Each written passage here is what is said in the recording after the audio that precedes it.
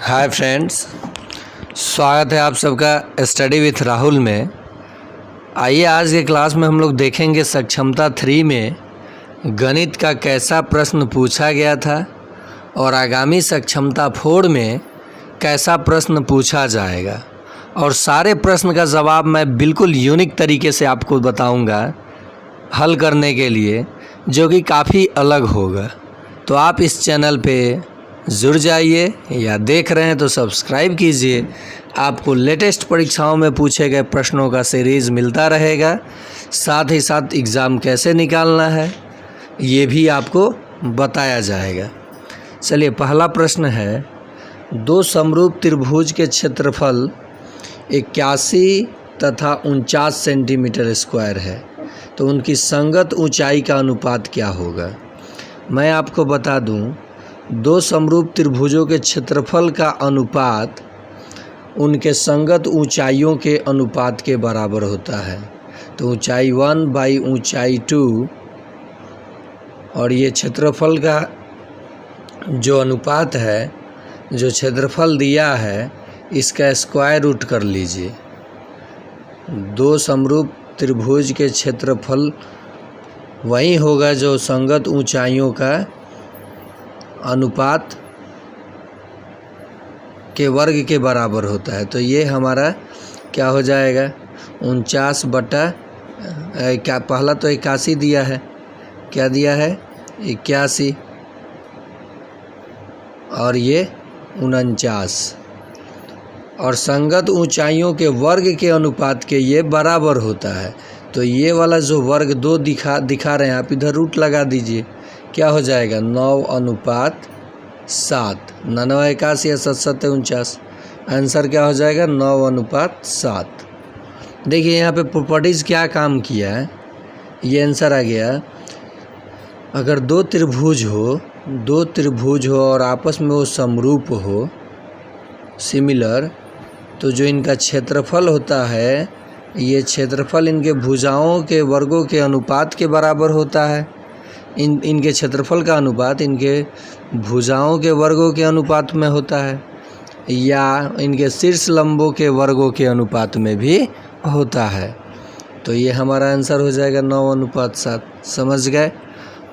ऐसे समझने के लिए, ऐसे प्रश्नों के लिए आप अगर वीडियो देख रहे हैं तो लाइक कर दीजिए और आगे शेयर कीजिएगा। एकदम आराम से आपको मैं बताऊंगा।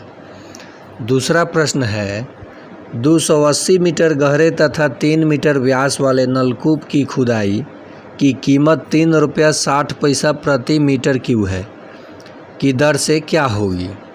तो देखिए, यह प्रति मीटर क्यूब है, इसका मतलब इसका आयतन निकालना है। और ये है क्या, तो ये नलकूप क्या होता है, सिलेंडर होता है, बेलन होता है। यहीं इसकी गहराई तक खुदाई हुई है 280 मीटर, और जो इसका व्यास दिया है 3 मीटर। तो त्रिज्या कितना हो जाएगा, व्यास का आधा 3/2। अब इसका आयतन हम लोग कैसे निकालते हैं, πr²h, ये बेलन के आयतन का फॉर्मूला हो गया। तो जो नलकूप की खुदाई हुई है वो बेलन है। अब पाई का मान क्या होता है, 22/7। आर का स्क्वायर, त्रिज्या कितना अब हो गया है 3/2 गुना 3/2, क्योंकि स्क्वायर करना था आर का। ऊंचाई कितना दिया है 280। ये कटा 40 आया। देखिए 2 दूनी 4, तो ये कट जाएगा तो 10 हो जाएगा, यानी 22 गुना 9 गुना 10। अब इतना मीटर क्यूब आ गया इसका आयतन। 1 मीटर क्यूब का दाम लग रहा है 3.6, यानी ₹3.60। तो इसमें ₹3.60 से हम लोग गुना कर देंगे। जब टोटल को हम लोग गुना करेंगे तो ये 0 हट जाएगा, ये डेसिमल हट जाएगा। ठीक है, 3.6 का मतलब ₹3.60 ही हुआ। तो ये 0 ख़त्म, दशमलव ख़त्म। अब ये 22 में जब आप 9 से गुना करेंगे तो देखिए 9 दूनी 18, आइए 18 8 6 48, तो ये तो आंसर होगा नहीं। इसका मतलब जब हम इसको गुना करेंगे तो आंसर आएगा 7128। गुना करके आप देख लीजिएगा। क्या करना था, इसका आयतन निकाल लेना था। 1 मीटर क्यूब का पैसा लग रहा था ₹3.60, मैंने आयतन निकाल लिया। और 3 रुपया 60 पैसा से गुना कर दिया, आंसर आ जाएगा। समझ गए आप लोग? आयतन में कितना से गुना करना था? आयतन में कितना से गुना करना था? 3.60 से 6 से 3.6 मतलब 3.3 रुपये 60 पैसा ही हुआ। आइए अगला प्रश्न देखते हैं।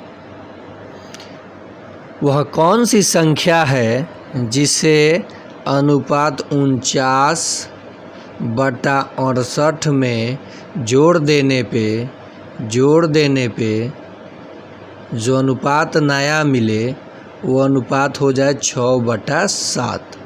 तो ऑप्शन से इस सवाल को बनाएंगे हम लोग। पहला ऑप्शन रख के देखते हैं। 49 में अगर हम 65 जोड़ते हैं और फिर 68 में 65 जोड़ते हैं तो देखते हैं क्या आता है। 9 5 14, ये 114 आ गया। और ये कितना आएगा? 8 5 13 के 3, हाथ में 6 6 12 1 13, 133 आ गया। अब इसको सिंपलेस्ट करके देखा जाए कि इतना आ रहा है कि नहीं। 19 के पहाड़ा 6 बार पढ़िएगा तो 114, 7 बार पढ़िएगा तो 133 आ गया। नहीं, ये पहला ही ऑप्शन रखने पे ये आ गया। अगर नहीं आता तो दूसरा रख के चेक करते, दूसरा से नहीं आता तीसरा रख के चेक करते। अगर किसी से नहीं आता तो कोई नहीं होता आंसर, लेकिन अगर आ गया तो 6/7 हो जाएगा। एक चीज़ और है, ये BPSC है तो पहला आंसर तो सही हो गया, लेकिन यही गलती मैं TRE 1 में किया था। 2 आंसर मैच किया था और मैं एक मिल गया, मार के निकल गया। आगे भी जोड़ के चेक किया जाए, कहीं हो सके कि उपर्युक्त में से एक से अधिक आ जाए। तो ये 49 है और ये 68 है। जब इसमें हम लोग 55 जोड़ेंगे और इसमें भी 55 जोड़ेंगे, 9 5 14 के 4, 9 5 14 के 4, 104 ये आया बटा 8 5 13 के 3, 6 5 11 1 12। तो क्या ये सिंपलेस्ट करने पे 6/7 आएगा? 6 से वो कटेगा, 6 4 4 नहीं कटेगा, 7 से ये 7 नहीं कटेगा, तो ये आंसर नहीं होगा। चलिए 75 रख के देख लिया जाए। 75 रख के देख लिया जाए। क्यों? क्योंकि उपर्युक्त में से एक से अधिक ऑप्शन है, इसलिए मुझे रखना पड़ रहा है। क्योंकि जो मैं गलती किया था वो आप लोग ना करें। हम 6-7 प्रश्न ऐसे किए थे जिसका हल निकल कर सटाक से मार के निकल जा रहे थे, क्योंकि आदत बना हुआ था। लेकिन उसमें 2 ऑप्शन मैच कर गया था। बाद में बहुत अफसोस हुआ, लेकिन फिर भी रिज़ल्ट हुआ। क्या जाएगा कहाँ रिज़ल्ट? गलती के बाद भी हुआ। मार्क्स अच्छा आया था इसलिए रिज़ल्ट हो गया। तो यहाँ पे 75 जोड़ेंगे, इसमें भी 75 जोड़ेंगे। 9 5 14 के 4, 7 4 11 1 12, 124 आया।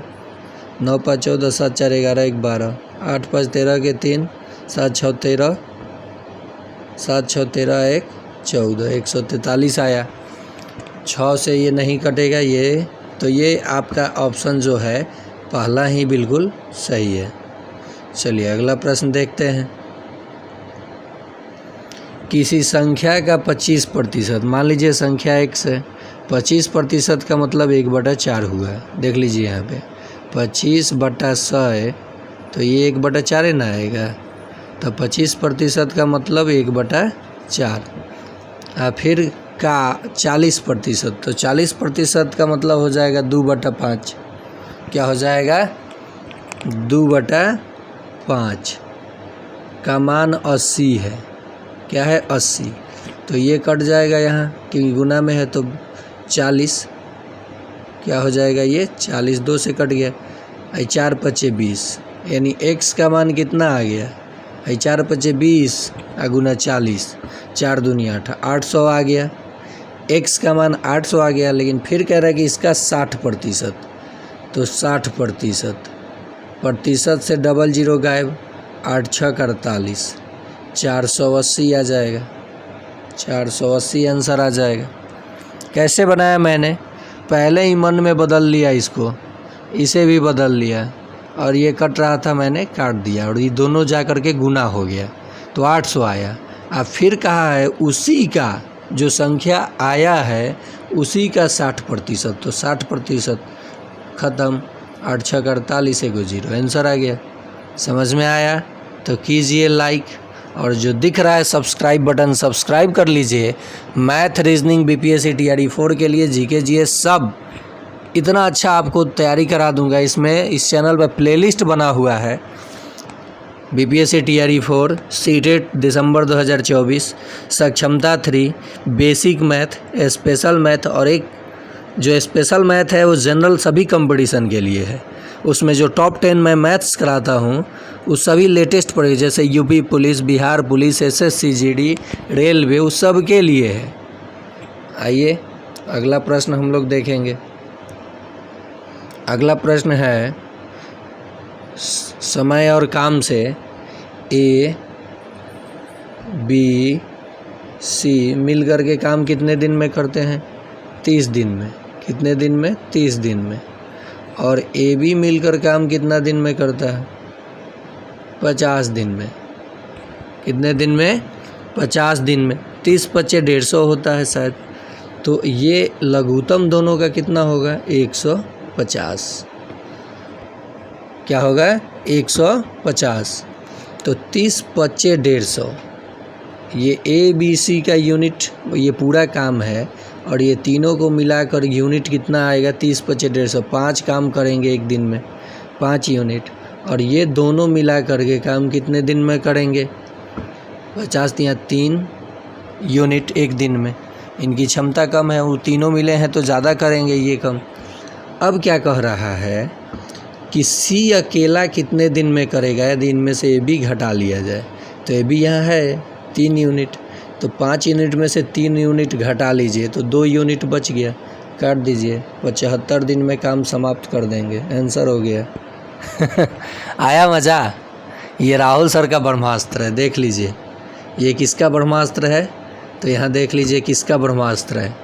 टॉप 10 मैथ्स PYQ मतलब previous year question, Rahul sir का ब्रह्मास्त्र, जो बीपीएससी टीआरई 4, सक्षमता 3, CTET 2024, estate, KBS, SSC GD, police, railway जैसे एग्ज़ाम के लिए काफ़ी महत्वपूर्ण होगा।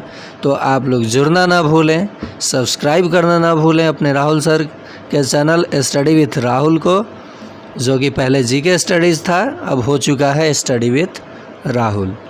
तो ये प्रश्न आपने कितना आसानी से बनाया। तीनों मिलकर करते हैं 30 दिन में, और ये मिलकर करते हैं 50 दिन में। दोनों का 50 और 30 का लघुत्तम आपने निकाला, 150 आया। 30 25 150 होता है, और 50 3 150 होता है। 5 में से 3 घट गया, 2 आया, भाग दे दीजिए, 75 आया। कितना कम समय में आपने समय और काम का सवाल बनाया। और जो बेसिक मैथ में लेकर चलता हूँ उसमें शुरू से एकदम कॉन्सेप्ट बताता हूँ। वो जिनको मैथ सीखना है वो उसमें देखेंगे वीडियो, लेकिन जिनको एग्ज़ाम निकालना है वो या तो जो एग्ज़ाम की तैयारी कर रहे हैं इसमें अपने प्लेलिस्ट में जाएंगे, नहीं तो टॉप 10 मैथ्स में जाएंगे किसी भी एग्ज़ाम के मैथ्स के लिए। चलिए अगला प्रश्न और आज का आखिरी प्रश्न। एक बार और आप लोगों से रिक्वेस्ट करेंगे कि अगर आप देख रहे हैं चैनल को तो कम से कम सब्सक्राइब कर दें और बेल आइकन दबा दें, ताकि मैं जैसे लेटेस्ट प्रश्न पूछा हुआ आपको दूंगा आपको मिल जाए। चलिए, पिता और पुत्र का वर्तमान आयु का अनुपात 5:2 है। यदि उनकी आयु में 25 वर्ष का अंतर है, 27 वर्ष का, इनके आयु में कितने वर्ष का अंतर है? 27 वर्ष का। यहाँ कितना अंतर है? 3 का मान 27, तो 1 का मान 9, तो 6 वर्ष बाद पिता की उम्र आयु कितनी होगी? 6 वर्ष बाद कहा है, ये तो हमने वर्तमान का निकाला है। यदि उनकी आयु में इतना का अंतर है, वर्तमान में 9, तो 9 5 45, वर्तमान उम्र हुआ 45, लेकिन ये कह रहा है कि 6 वर्ष बाद, तो 6 जोड़ दीजिए, 51 साल दिया है, आंसर हो जाएगा। नहीं समझे? देखिए मैंने क्या किया है कि पिता और पुत्र का उम्र का अनुपात दिया था हमको, तो इन दोनों के बीच में अंतर कितना है? 3 का है ना। नीचे लिख देते हैं कितने का अंतर है? 3 का। और इसी 3 का मान, यदि उनकी आयु में इतना वर्ष का अंतर है, 27 दिया है, वर्तमान उम्र कटा तो एक अंतर 1 9 के बराबर है, वर्तमान उम्र में, लेकिन ये पूछा है 6 वर्ष बाद पिता का उम्र, तो पिता का वर्तमान उम्र तो 9×5 = 45 आएगा, लेकिन 6 वर्ष बाद कहा है, जोड़ दिए 51 साल आ गया आंसर। देखिए 45 भी दिया था, लोग 45 मार के निकल लेंगे, गलत हो जाएगा। तो ये था आज का आखिरी प्रश्न। उम्मीद है आपको अच्छा लगा होगा। अच्छा लगा होगा तो शेयर कीजिएगा, सब्सक्राइब कीजिए और लाइक कीजिए। अच्छा नहीं लगा होगा तो केवल सब्सक्राइब कीजिए।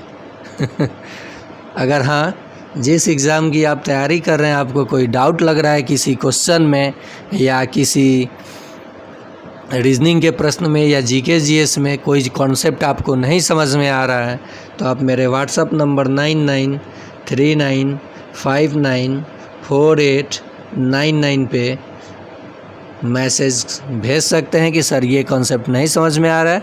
मैं उस पर या तो वीडियो बना दूंगा या फिर आपको समझाने की किसी और मेथड से कोशिश करूंगा। बहुत जल्द टेलीग्राम चैनल, फेसबुक पेज ये सब बना ले रहा हूं, ताकि आपको वहां टेस्ट सीरीज़ लगाने के लिए मैं मौका दूं। तो आज के लिए इतना ही।